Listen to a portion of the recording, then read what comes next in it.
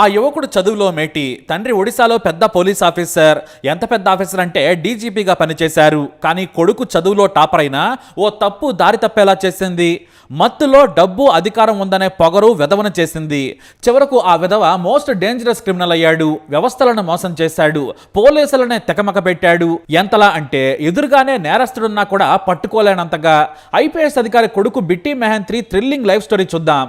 అది 2013 కేరళలోని Madayi state bank of Travancore branch. అందులో ట్రైనీ ఆఫీసర్గా పనిచేస్తున్నాడు రాఘవ రాజన్ అనే యువకుడు. ఇతను ఎస్బీఐ ప్రొబేషనర్ ఆఫీసర్స్ ఎగ్జామ్ రాసి స్టేట్ టాపర్గా నిలిచాడు.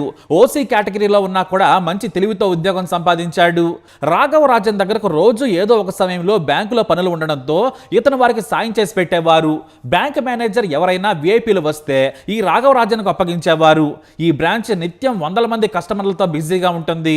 దీంతో విఐపీ అతనికి పరిచయం అయ్యారు. ఇలా ఒకరు కాదు, ఇద్దరు కాదు, 6 నెలల్లో వందల మంది పోలీసులు అతనితో మాట కలిపారు. అతని సాయం పొందారు. చివరకు ఫోన్ నంబర్లు కూడా తీసుకున్నారు.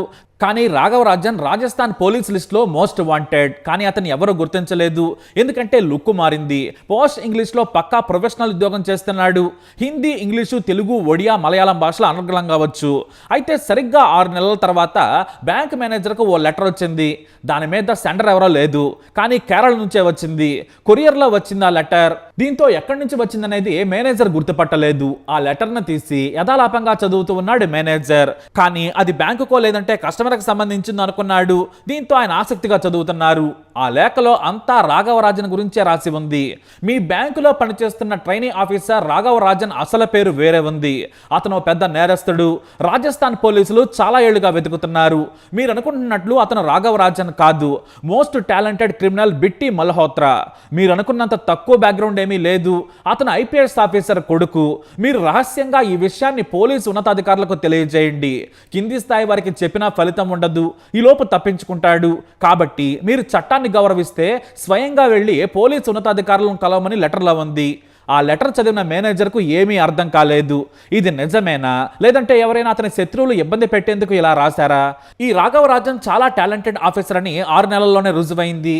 కాబట్టి ఆ మేనేజర్కి ఏం చేయాలో అర్థం కాలేదు.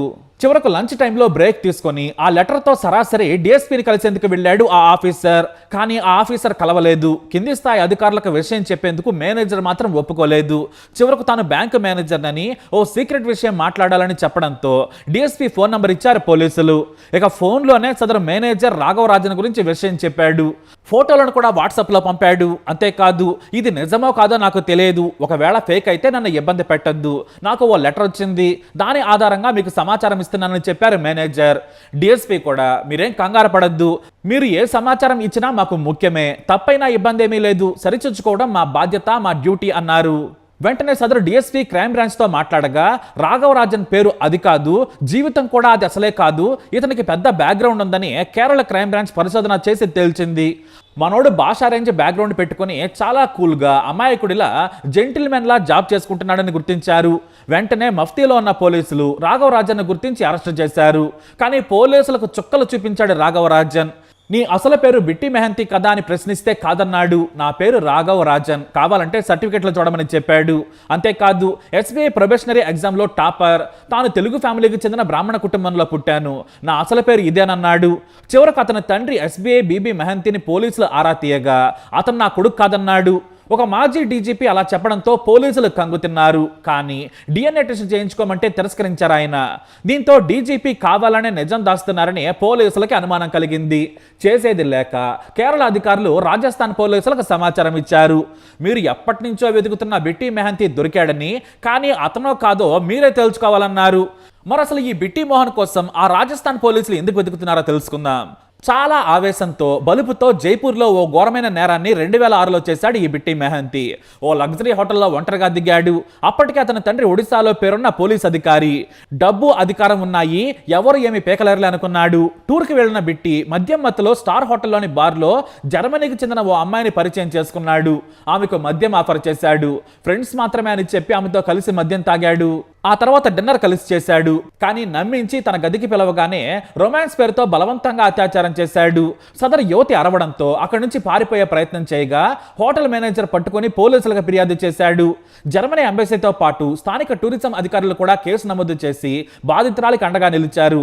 ప్రత్యేక కోర్టు ద్వారా కేవలం 21 రోజుల్లోనే బిట్టి మెహంతీకి 7 ఏళ్ల జైలు శిక్ష విధించింది న్యాయస్థానం. సదరు యువతి శరీరంపై ఘాట్లు, అతని రూమ్ లో ఆమె జుట్టు కూడా దొరికాయి. కానీ యావజ్జీవ శిక్ష వేయాలని పబ్లిక్ ప్రాసిక్యూటర్ కోరినా కూడా 7 ఏళ్ల శిక్ష పడింది. ఇక జైలుకి వెళ్ళిన కొన్నాళ్లకు తన తల్లి ఆరోగ్యం బాగాలేదని పెరోల్ సంపాదించాడు. అతని తండ్రి పోలీస్ అధికారి కావడంతో పెరోల్ వచ్చేలా చేయగలిగాడు. కానీ పెరోల్ వచ్చిన మరుసటి రోజే తన తండ్రి దగ్గర డబ్బులు తీసుకొని చెప్పా పెట్టకుండా కేరళ పారిపోయాడు. ఆ తర్వాత జైలుకు రాకపోవడంతో రాజస్థాన్ పోలీసులు నాటి నుంచి కూడా వెతుకుతూనే ఉన్నారు. ఇక కేరళ వచ్చిన బిట్టి మెహంతీ తన లుక్కును మార్చేశాడు. రాఘవ రాజన్ పేరుతో 10వ తరగతి నుంచి డిగ్రీ వరకు నకిలీ సర్టిఫికెట్లన్నీ తయారు చేసుకున్నాడు. అదే పేరుతో ఆధార్ సర్టిఫికెట్ను కూడా తయారు చేసుకున్నాడు. దీంతో డ్రైవింగ్ లైసెన్స్ సహా అన్ని పొందాడు. ఇక నకిలీ ధ్రువపత్రాలతో ఎస్బీఐ ప్రొబేషనరీ ఎగ్జామ్ రాశాడు బిట్టి. ఇతను చదువులో టాపర్. సరిగ్గా కానీ చదువుంటే తండ్రిని కూడా మించి ఐఏఎస్ సాధించేవాడే. కేవలం 3 నెలల్లోనే సరదాగా ఎగ్జామ్ రాసి ఏకంగా ప్రభుత్వ ఉద్యోగం సంపాదించాడు. ఇక అదే రాఘవరాజన్గా ఉద్యోగంలో చేరాడు. కానీ 6 నెలల తర్వాత మరి ఎవరు గుర్తించారో ఏమో తెలియదు. బహుశా అతనిని చాలా ఏళ్లు చూసిన వారై ఉంటారు. రాఘవరాజన్ గురించి మేనేజర్కు ఆకాశరామన్న ఉత్తరం రాసి పట్టించేశారు. కానీ ఎంతకీ తాను బిట్టి మెహంతీని కాదని పోలీసులకు చుక్కలు చూపించాడు. ఇక రాజస్థాన్ పోలీసులకు కూడా లేఖ రాయడంతో వారు కూడా వచ్చారు. డిఎన్ఏతో పాటు ఫింగర్ ప్రింట్ ఆధారాలను సేకరించి పరీక్ష చేయగా బండారం మొత్తం బయటపడింది. రేప్ కేసులో జైలు నుంచి తప్పించుకున్న వాడే ఈ బిట్టి అని తేలింది. ఇక చివరకు కేరళ పోలీసుల ముందు కూడా ఒప్పుకోక తప్పలేదు. అయితే అతని నకిలీ సర్టిఫికెట్ల తయారీ విషయంలో తండ్రి సహకరించి ఉంటారనే పుకార్లు వచ్చాయి. కానీ ఎక్స్ డీజీపీ మాత్రం తనకు తన కొడుకుతో సంబంధం లేదని తేల్చాడు. అయితే కేరళ పోలీసులు గట్టిగా ప్రశ్నించడంతో బిట్టి తన కొడుకేనని ఒప్పుకున్నాడు. దీంతో వివాదం ముగిసింది. అయితే నకిలీ సర్టిఫికెట్ల విషయంలో బిట్టికి తండ్రి సహకరించలేదని తేలింది. ఇక చివరకు బిట్టి తండ్రిని వదిలేసిన పోలీసులు రాజస్థాన్కు తరలించారు. ఆ తర్వాత నకిలీ సర్టిఫికెట్లు ఇతర కేసుల విషయంలో భువనేశ్వర్ జైలుకు తరలించారు. అయితే బిట్టికి వరుసగా అనారోగ్య సమస్యలు తలెత్తాయి. దీంతో బిట్టి తండ్రి బీబీ మెహంతీ సుప్రీంకోర్టులో పిటిషన్ వేశారు. తన కొడుకు ఆరోగ్యం బాగాలేదు, బెయిల్ ఇవ్వాలని కోరగా సుప్రీంకోర్టు తిరస్కరించింది.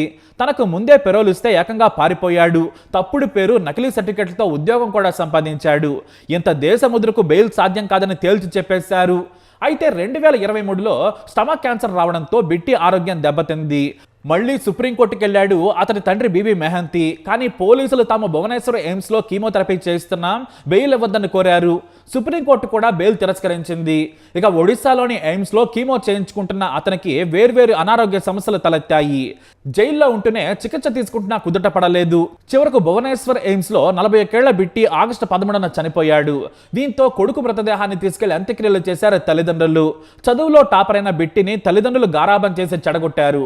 చిన్న వయసులోనే మద్యం అలవాటు, పోకిరి వ్యవహారాలు, మా నాన్న ఐపీఎస్ అన్న బలుపు జీవితాన్నే నాశనం చేసింది. లేదంటే అతనికి మంచి భవిష్యత్తు ఉండేది.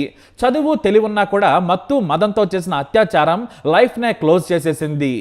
మరి ఈ స్టోరీపై మీ అభిప్రాయాన్ని కమెంట్ ద్వారా తెలియజేయండి. వీడియో అప్డేట్స్ కోసం మై ఛానల్ ఫాలో అవ్వండి. అలాగే తప్పకుండా సబ్స్క్రైబ్ చేసుకోండి.